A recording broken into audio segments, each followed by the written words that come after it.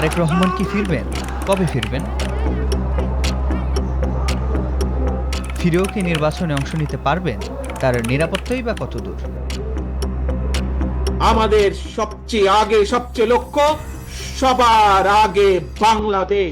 বিএনপির ভারপ্রাপ্ত চেয়ারম্যান তারেক রহমানকে ঘিরে এমন অসংখ্য প্রশ্নের উত্তরের অবসান হবে আজই।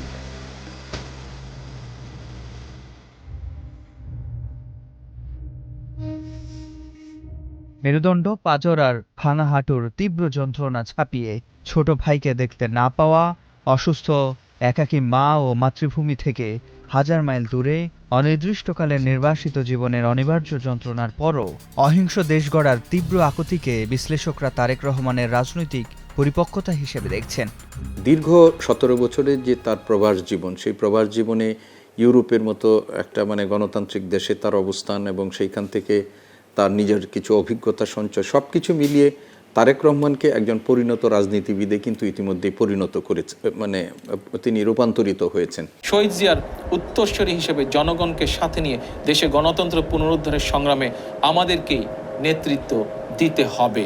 দীর্ঘ নির্বাসিত জীবনের সঙ্গীদের মত, জীবনের নানা টানাপোড়েন আর দুঃসময় তাকে রাজনৈতিকভাবে একজন পরিণত মানুষ হিসেবে গড়েছে, আর সেটাই ছিল স্বৈরশাসকের ভয়ের কারণ। তো সেন্সার করে রাখছেই উনি যাতে বাংলাদেশের মানুষের সাথে ক্লোজলি কমিউনিকেট না করতে পারেন এই বই থেকে। তো উনার ভাবমূর্তির কোনো চেঞ্জ নেই, উনি সবসময় গণতান্ত্রিক মনার মানুষ, উনি সবসময় ভালো চিন্তা করছেন দেশের জন্য।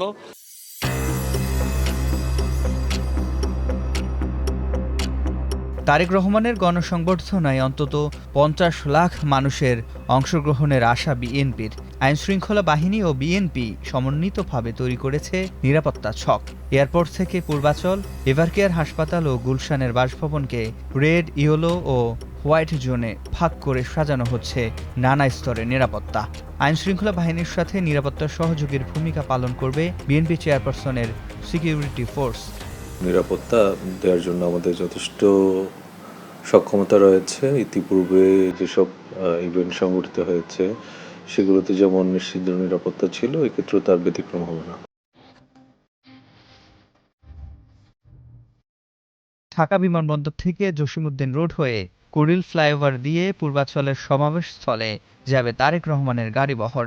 সমাবেশ শেষে যাবেন এভারকেয়ার হাসপাতালে, যেখান থেকে গুলশান 2 হয়ে ফিরবেন গুলশান নর্থ এভিনিউর বাসভবনে। এই মঞ্চে দাঁড়িয়ে দেড় যুগের অপেক্ষা, আক্ষেপ আর আকুতির সমষ্টি অঙ্গীকার হয়ে জনতার তরঙ্গে মিলবে। বলা হচ্ছে এটি শুধু তারেক রহমানের ফেরা নয়, বরং বাংলাদেশের রাজনীতির বাকবদল এবং বিএনপির নতুন অধ্যায়ের সূচনাও। সিফাত শাহরিয়ার, স্টার নিউজ, ঢাকা।